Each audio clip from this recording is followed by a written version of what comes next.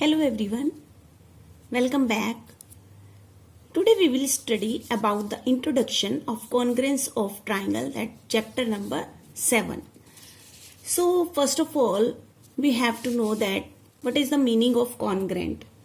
So what is congruent? Two figures are congruent if they have the same shape and same size. दो figures congruent का मतलब है जब दो चीजें जो हैं वो बराबर होती हैं. अब टू फिगर्स भी हो सकती हैं, वो लाइन सेगमेंट्स भी हो सकते हैं, एंगल्स भी हो सकते हैं. तो कॉन्ग्रेंट का मतलब है कि two figures are congruent if they have, अगर उनकी शेप और साइज एक जैसी होगी तो they are called congruent figure. For example daily use में हमारे पास बहुत सारी चीजें होती हैं जो कि एक जैसी होती हैं. कॉन्ग्रेंट का मतलब कि एक चीज दूसरे को ओवरलैप कर दे. अब जैसे कि ये पार्ले जी का बिस्किट है, ओके, सेम कंपनी का है, तो ये भी पार्ले जी का है. अब ये दोनों हमें एक जैसे दिखाई दे रहे हैं और अगर हम इन दोनों को एक दूसरे के ऊपर ऐसे रख देते हैं तो ये एक दूसरे के इन्होंने ओवरलैप कर लिया, एक दूसरे को इन्होंने ओवरलैप कर लिया. So these are congruent. Okay, ऐसे ही अगर हम देखें तो ये देखो सेम कंपनी के ब्लेड, अगर सेम कंपनी के हम ब्लेड्स लें और उनको एक दूसरे को देखो, इनका शेप, इनकी साइज, जो इनका बनाने का स्ट्रक्चर है वो भी सेम है, और अगर हम इन दोनों को एक दूसरे के ऊपर रख देते हैं तो ये एक दूसरे को ओवरलैप कर लेंगे, एक दूसरे को पूरी तरीके से कवर कर लेंगे, ढक लेंगे. Okay, so this is the meaning of congruent. ऐसे ही हमारे पास डेली यूज में हमारे पास बहुत सारे एग्जाम्पल्स जो हैं वो हो सकते हैं. सो फिगर्स कॉन्ग्रेंट मतलब कि उनका shape and size both will be same, दोनों ही सेम होंगे और वो एक दूसरे को ओवरलैप कर लेंगे. सेकेंड आता है congruence of line segments.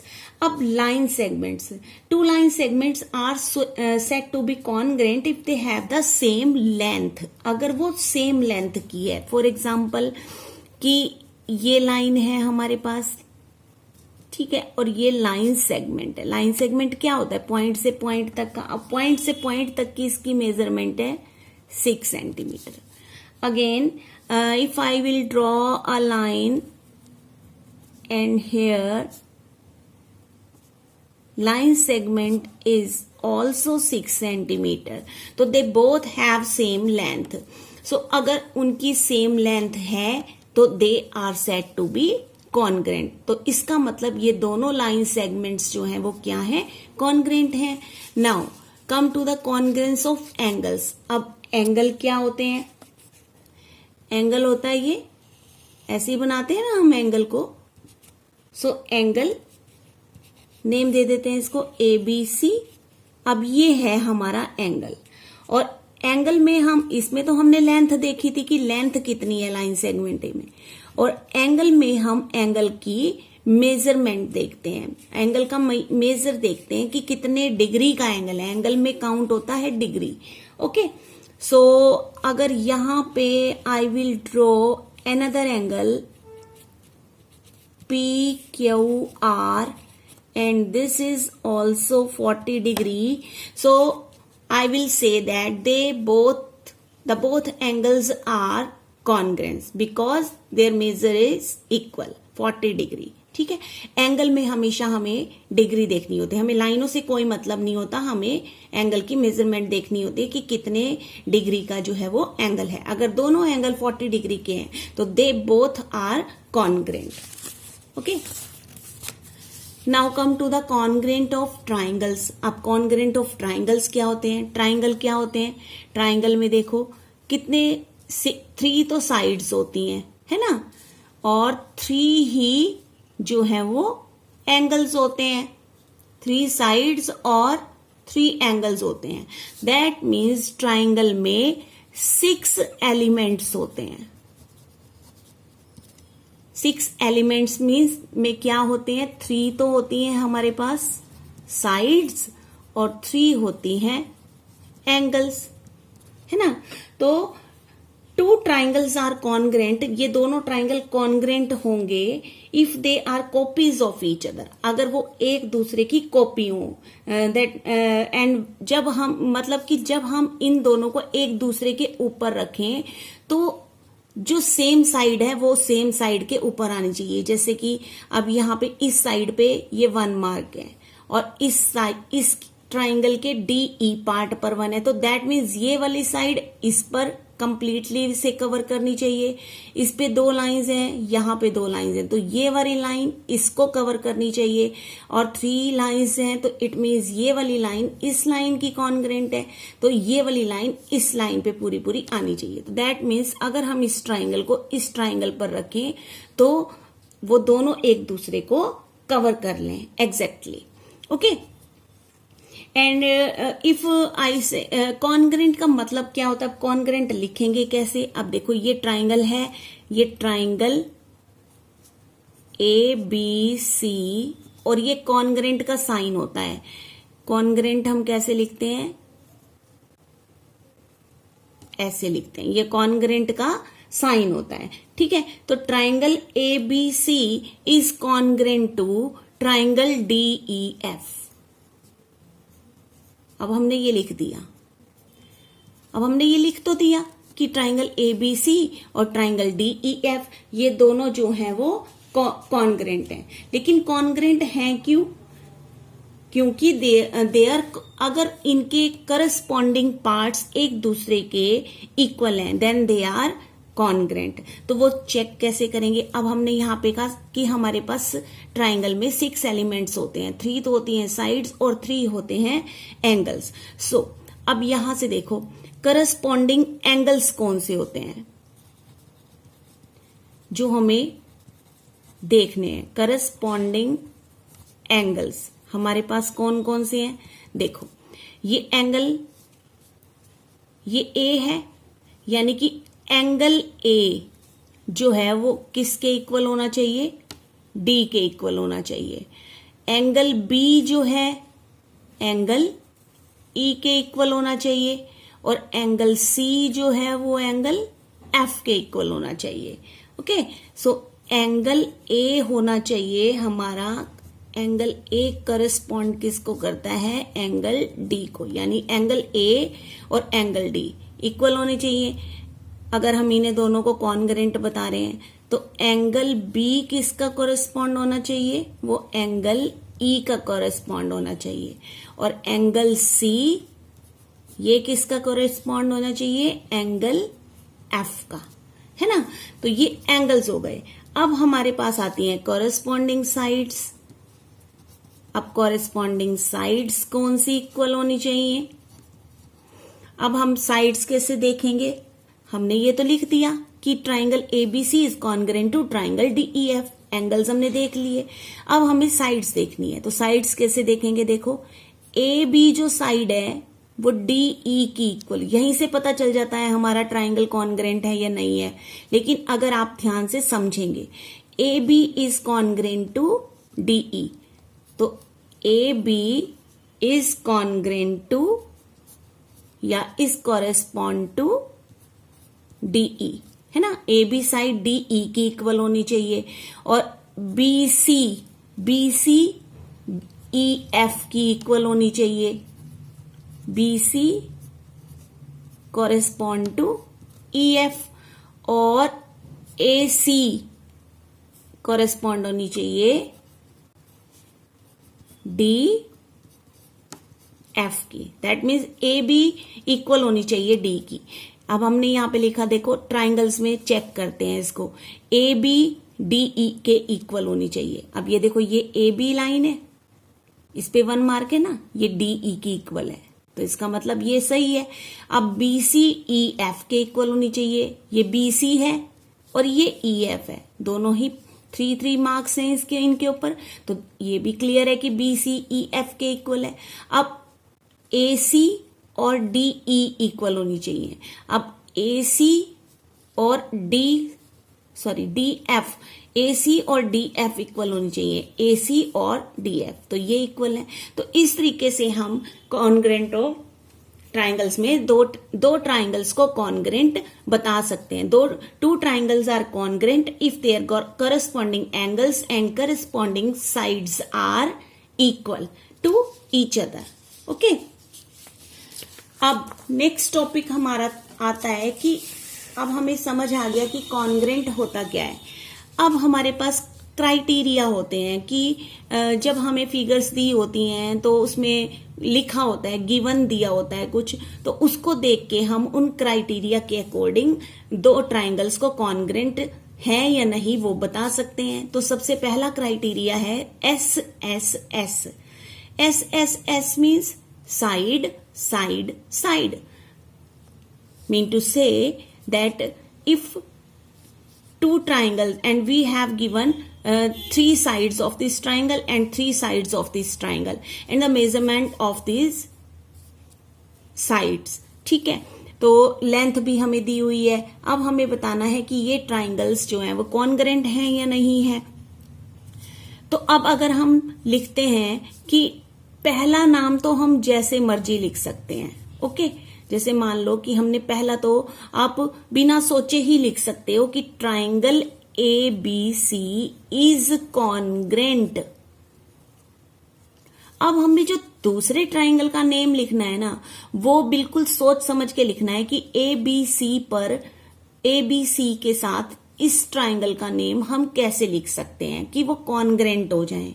Congruent का मतलब होता है ये वाला ट्राइंगल अगर हम इस ट्राइंगल पर रखें तो इनकी जो साइड्स है वो एक दूसरे के ऊपर एग्जैक्टली आ जाए। जो 3 सेंटीमीटर है उस पर 3 सेंटीमीटर वाली आनी चाहिए, 2 सेंटीमीटर पर 2 सेंटीमीटर वाली और 4 सेंटीमीटर पर 4 सेंटीमीटर वाली। तो अब हम चेक करते हैं। अब हमने यहां से ये स्टार्ट किया, देखो ए बी सी, पहले हम ए से बी पर आए और बी से हम सी पर आए। अब हम अगर इसे लिखते हैं, अब ए बी 3 सेंटीमीटर है और बी सी 4 सेंटीमीटर है, तो अगर हम इस ट्राइंगल का नेम देंगे तो सबसे पहले हमें 3 सेंटीमीटर वाली लाइन लेनी है, तो पी क्यू, और फिर उसके बाद 4 सेंटीमीटर वाली लेनी है, तो पी क्यू आर, यानी कि ट्राइंगल ए बी सी जो है वो ट्राइंगल पी क्यू आर का कॉन्ग्रेंट है। क्यों है? अब देखो, अगर इसमें 3 साइड्स और 3 एंगल्स जो है वो इक्वल करके देखते हैं। अब सबसे पहले हम इसकी साइड्स चेक करते हैं। ये देखो ए बी, ये ए बी साइड है 3 सेंटीमीटर है, और A B side, A B side किसको करस्पॉन्ड कर रही है? पी क्यू को। A B equal to P Q है ना, ए बी भी 3 सेंटीमीटर है और पी क्यू भी, एंड दैट इज 3 सेंटीमीटर। अब अगर हम चेक करें बी सी को, तो बी सी 4 सेंटीमीटर है। अब ये देखो, ये है ना बी सी क्यू आर के इक्वल होनी है, तो B C is equal to Q R. अब हम चेक करते हैं बी सी और क्यू आर क्या सेम है? Yes, they are same. कितनी है? 4 सेंटीमीटर है ना। अब हम थर्ड साइड को देखते हैं। थर्ड साइड कौन सी बनी हमारी? ए सी और पी आर। सो ए सी इक्वल होगी, ये जो दो ट्राइंगल हमने जैसे लिखे हैं हम उसके अकॉर्डिंग देख रहे हैं। ए सी इज इक्वल टू है पी आर के, वो कितनी है? अब ए सी और पी आर कितनी है? दोनों 2 सेंटीमीटर है, तो ये आ गई 2 सेंटीमीटर। अब यहां से हमने देख लिया कि हमारी जो साइड्स हैं वो जो है इक्वल है, तो साइड के अकॉर्डिंग तीनों साइड जो है वो इक्वल होनी चाहिए। अब अगर ये इक्वल है और ये वाला हमने triangle A B C is congruent to triangle P Q R, तो ये जो हमारी है कंडीशन ये राइट है। लेकिन अगर हम इसे ऐसे लिख दें ना कि triangle A B C is congruent to triangle Q R P, तो क्या ये सही होगा? देखो, अब ये जो हमने लिखा है इसके अकॉर्डिंग ए बी साइड को क्यू आर के इक्वल होना चाहिए, है ना। तो आप देखते हैं ए बी और क्यू आर क्या ये इक्वल है? नहीं है ना, तो इसका मतलब ये वाला क्राइटेरिया इस तरीके से लिखना रॉन्ग होगा। हम ट्राइंगल को कॉन्ग्रेंट बिल्कुल ऐसे ही बताएंगे कि उनकी 3 साइड्स और 3 एंगल्स ऐसे ही एक दूसरे के ऊपर कंप्लीटली एक दूसरे को कवर कर लें। ओके, सो ये था आपका criteria side side side. Second criteria है आपके पास साइड SAS। अब SAS का क्या मतलब होता है? Side angle side. Okay, side angle side यानी कि 2 साइड और उनके बीच का एंगल। लेट्स सपोज अब ये 2 ट्राइंगल्स हमारे पास हैं कि ABC और PQR। अब साइड एंगल साइड का मतलब, अब ये देखो इसमें हमें गिवन में क्या नजर आ रहा है? एक तो ये वाली साइड नजर आ रही है और ये साइड नजर आ रही है और इसके बीच में, यानी इन दोनों साइड के बीच में एंगल, इंक्लूडेड एंगल, इन दोनों साइड का इंक्लूडेड एंगल। अगर ये एंगल यहां होता और ये 2 साइड दी होती तब ये वाली कंडीशन हमारी पूरी नहीं होती। SAS क्राइटेरिया कब कंप्लीट होगा? जब 2 साइड होगी और उनके बीच में इंक्लूडेड एंगल होगा। अब इस तरीके से ये भी ट्राइंगल देखते हैं PQR। इसमें ये वाली साइड दी हुई है, ये साइड दी हुई है और इन दोनों साइड के बीच में ये एंगल दिया हुआ है। एंगल जहां मर्जी दिया हो सकता है, साइड्स जहां मर्जी दी हो सकती हैं, लेकिन वो साइड्स जो है वो और जो एंगल है वो उन साइड्स का इंक्लूडेड एंगल होना चाहिए। ओके, तो मान लो कि ये वाली साइड यहां नहीं दी होती, यहां दी होती तो एंगल यहां नहीं होता, फिर ये एंगल यहां होता। ओके, अब SAS क्राइटेरिया में हम लिखते हैं, अगर हम पहले वाले एंगल ट्राइंगल को देखें तो हम इसका नेम कुछ भी दे देंगे अपनी तरफ से, ठीक है। बात तो दूसरे ट्राइंगल की होती है कि हम उसको क्या नेम देंगे। तो अब हम अगर इसे नाम देते हैं कि ट्राइंगल ABC ही लिख देते हैं, चलो ठीक है, कॉन्ग्रेंट टू ट्राइंगल। अब हमने ये तो लिख दिया ABC। अब इसको कैसे लिखेंगे हम? अब देखो इसमें ये BC 3 सेंटीमीटर है, इसमें PQ 3 सेंटीमीटर है, यहाँ पे AC 4 सेंटीमीटर है, यहाँ पे PR 4 सेंटीमीटर है, यहाँ इन दोनों के बीच में एंगल 35 डिग्री है, यहाँ पे 35 डिग्री का एंगल है ना। तो ये तो सेम हो गए। अब हम इसको लिखेंगे कैसे कि ये कॉन्ग्रेंट है। अब जहां से भी हमने स्टार्ट किया, ये देखो A से B तक आए, फिर B से हम C तक आए, यानी A से B तक खाली है ना, ये यहाँ पे कुछ भी नहीं है, तो AB और फिर B से C पे 3 सेंटीमीटर लिखा हुआ है। ऐसे ही हमें यहां पर लिखना होगा। तो अब देखो यहाँ पे खाली साइड कौन सी है, यानी कि यहाँ पे हम कहां से आएंगे? पहले RQ और फिर कहां पे आएंगे? P पे, क्योंकि यहां भी तो ऐसे ही आए ना, पहले A से B खाली थी और फिर B से C 3 सेंटीमीटर, यहाँ पे भी R और Q खाली है और फिर QP 3 सेंटीमीटर। तो यहां पे लिख देंगे हम RQP।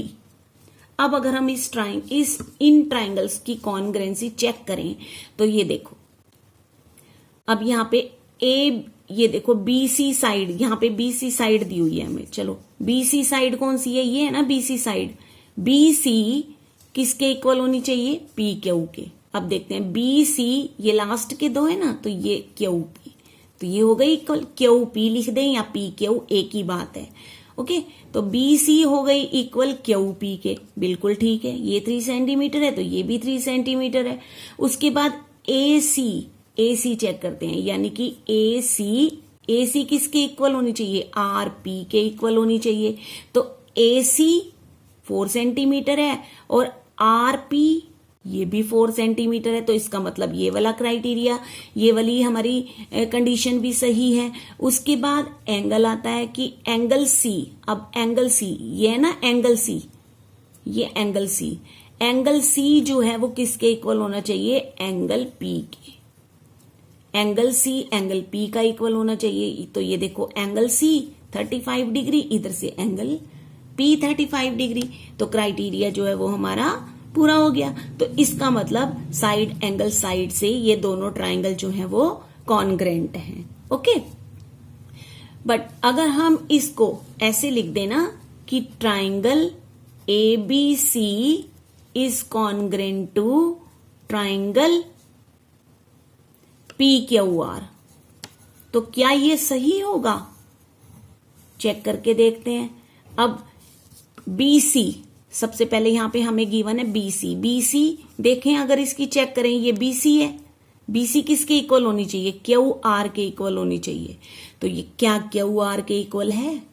नहीं, QR तो खाली है। तो यहीं से पता चल रहा है कि ये क्राइटेरिया जो है वो रॉन्ग है। ओके, तो हमें नेम जो है ट्राइंगल्स का कॉन्ग्रेंट करके ऐसे लिखना है कि बिल्कुल कंडीशन अप्लाई करने से वो बिल्कुल एक दूसरे के कॉन्ग्रेंट हों, और एक दूसरे पर अगर हम उन्हें रखें इस तरीके से कि R जो है वो A पर आए, Q जो है वो B पर आए, और P पर क्या आए? हमारा C आए, तब वो कॉन्ग्रेंट होंगे। ओके, उसके बाद थर्ड आता है हमारा, थर्ड क्राइटेरिया है angle ASA, angle side angle. अब वहां पे तो ऐसे, ये इसमें हमारे पास क्या था? देखो, है तो ऐसा ही, लेकिन इसमें था SAS, साइड एंगल साइड, यानी दो साइड के बीच का एंगल, यानी दो साइड थी और इंक्लूडेड एंगल था। ठीक है, और यहां पर है दो एंगल्स हैं और उनके बीच में साइड है, यानी अब इंक्लूडेड क्या होगी? साइड होगी, दो एंगल्स की इंक्लूडेड साइड। तो अब चेक करते हैं। अब ये हमारे पास दो ट्राइंगल्स दिए हुए हैं, triangle ABC and triangle DEF। अब इसको देखो, इसमें ये BC जो है 4 सेंटीमीटर दी हुई है, और ये एंगल और ये एंगल, यानी कि ये एंगल और इन दो एंगल्स की इंक्लूडेड साइड। अब ऐसा तो हो नहीं सकता था कि ये साइड दे दी और ये दो एंगल, तब तो ये क्राइटेरिया पूरा ना होता। क्राइटेरिया को देखकर हमें एंगल साइड एंगल, यानी दो एंगल होंगे और उन्हीं की इंक्लूडेड साइड होगी।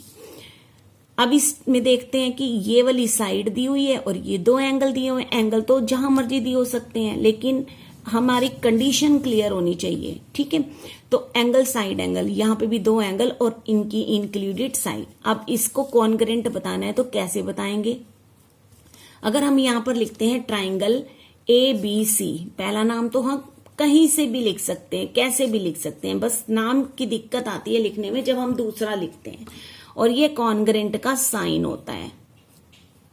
ठीक है, तो अब देखें, अब हमने ये लिख दिया ट्राइंगल ABC। अब हम यहां पे चेक करते हैं हम यहां इस ट्राइंगल पर कैसे आए हैं। A से B पर ये खाली है साइड, A से हम B पर, यानी A से हम 40 डिग्री पर आए, ये एंगल है ना, A से हम 40 डिग्री के एंगल पर आए, और फिर 40 डिग्री के एंगल से हम 60 डिग्री के एंगल पर आए, यानी 4 सेंटीमीटर वाली ही इसमें करना है। तो सबसे पहले तो हम D से कहाँ आएंगे? 40 डिग्री पर आएंगे, करेक्ट, और फिर 40 से कहां पर चले जाएंगे? यहां पर चले जाएंगे, दूसरे एंगल पर चले जाएंगे, यानी ये खाली साइड, और फिर ये 40 डिग्री पर आए, फिर ये साइड आई, और फिर हम 60 डिग्री पर आए। तो ऐसे ही हमें इधर से लिखना है। तो यहां पे ट्राइंगल क्या आ जाएगा? DEF।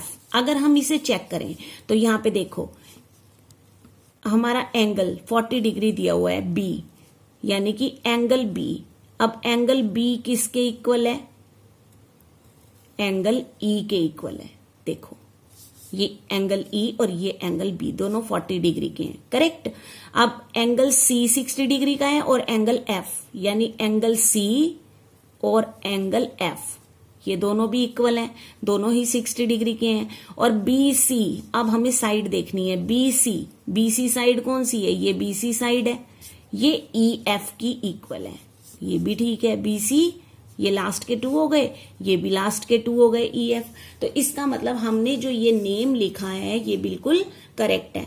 अगर हम इसको सपोज कि ऐसे लिख देते कि triangle ABC is congruent to triangle EFD, तो क्या ये सही होता? अब इसको चेक करके देखें कि एंगल B 40 डिग्री का दिया हुआ है और एंगल E, तो एंगल B ये है ना, क्या ये एंगल E के इक्वल है? नहीं, ये यहीं से पता चल रहा है ये क्राइटेरिया इस तरीके से नहीं लिखा जा सकता। ओके, सो इस तरीके से हमें क्राइटेरिया जो है वो लिखना है, बिल्कुल सही कंडीशन उनकी अप्लाई करके। अगला है RHS।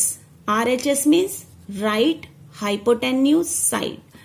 अब राइट मीन्स राइट एंगल और हाइपोटेन्यूज जो ये तिरछी वाली लाइन होती है इसे हाइपोटेन्यूज बोलते हैं। और साइड का मतलब यानी दो ट्राइंगल्स दिए हुए हैं, इनमें एक एंगल तो 90 डिग्री का होना चाहिए, हाइपोटेन्यूज इक्वल होनी चाहिए, और साइड और जो दो साइडें बची उनमें से कोई भी साइड या तो ये इक्वल हो जाए या ये वाली इक्वल हो जाए। तो कोई भी साइड, एक साइड इक्वल होनी चाहिए, राइट एंगल होना चाहिए, हाइपोटेन्यूज इक्वल होनी चाहिए। अब अगर हम इन दोनों ट्राइंगल्स को देखें, ये 90 डिग्री का एंगल दिया हुआ है, ये वाली साइड दी हुई है, इसमें ये वाली साइड दी हुई है 3 सेंटीमीटर 3 सेंटीमीटर, ये भी इक्वल है। अब हम चेक करते हैं हाइपोटेन्यूज। तो हाइपोटेन्यूज ये तिरछी लाइन होती है, ये 6 सेंटीमीटर और ये भी 6 सेंटीमीटर। ओके, या we can say that 90 degree के जो सामने लाइन होती है वो हाइपोटेन्यूज होती है। जो 90 डिग्री का एंगल होता है उसके सामने जो साइड होगी वो हाइपोटेन्यूज साइड होगी। ओके, अब अगर हम इसको नाम देते हैं कि triangle PQR is congruent to triangle. अब इसको कैसे लिख सकते हैं? पहले तो हमने लिख दिया जैसे मर्जी, अपनी मर्जी से लिख दिया। अब हमने लेकिन चेक करना है कि दूसरा ट्राइंगल इस पे कैसे कवर करेगा इसको। तो ट्राइंगल PQR, अब हम पहले को चेक करते हैं कि हम कहां से कहां तक आए। P से Q पर आए, यानी कि 3 सेंटीमीटर वाली लाइन को हमने कवर किया, तो P से Q पर आए यानी 90 डिग्री के एंगल पर आए। और फिर Q से R, ये खाली है तो Q से R पर आए। तो इसी तरीके से हमें इधर देखना है, पहले हमें 3 सेंटीमीटर वाली लाइन को कवर करना है। तो EF, पहले हम E से F पर आए यानी 90 डिग्री के एंगल पर पहुंच गए, और फिर F से D पर गए, सिंपल। तो यहां पे लिख देंगे EF, तो यहां पे लिख देंगे EFD। ठीक है, तो अब इसको चेक करते हैं। अब देखो एंगल Q 90 डिग्री का है, यहाँ पे ये एंगल Q 90 डिग्री का है, यहां से एंगल F इक्वल होना चाहिए, इक्वल है, 90 डिग्री के हैं दोनों Q और F। ठीक है ना। उसके बाद PQ 3 सेंटीमीटर होनी चाहिए, यानी कि ये वाली साइड किसकी, अब आप बिल्कुल बिना देखे बता सकते हैं, ये वाली साइड किसके इक्वल होनी चाहिए, EF के इक्वल होनी चाहिए। तो चेक कर लो, यहां से ये EF है और ये 3 सेंटीमीटर है। अब यहां से PR साइड हाइपोटेन्यूज, यानी कि PR, अब यहां से भी आप बता सकते हैं PR किसके इक्वल होनी चाहिए, ED के इक्वल होनी चाहिए। अब देखो ये ED 6 सेंटीमीटर, ये PR 6 सेंटीमीटर। तो इसका मतलब ये वाला क्राइटेरिया जो हमने लिखा सही है, इसकी नेमिंग जो हमने की वो सही है। लेकिन अगर हम इसे ट्राइंगल PQR कॉन्ग्रेंट टू, अगर हम इसे लिख दें DFE, तो क्या ये कॉन्ग्रेंट होंगे? अब यहां से चेक करते हैं। अब यहां से एंगल Q किसका इक्वल होना चाहिए, F का। तो इसके अकॉर्डिंग एंगल Q F के इक्वल होना चाहिए। तो एंगल Q और एंगल F इक्वल है, ठीक है, ये तो ठीक है। उसके बाद PQ जो है वो 3 सेंटीमीटर होनी चाहिए EF के, यानी कि PQ साइड EF के इक्वल होनी चाहिए। ऐसा ठीक है क्या? ये पहले दो और ये लास्ट के दो, यहीं से पता चल रहा है कि ये क्राइटेरिया जो है वो रॉन्ग है। Okay, so this was about congruence of triangles. तो क्वेश्चंस के लिए मिलते हैं फिर नेक्स्ट वीडियो में। Thanks for watching.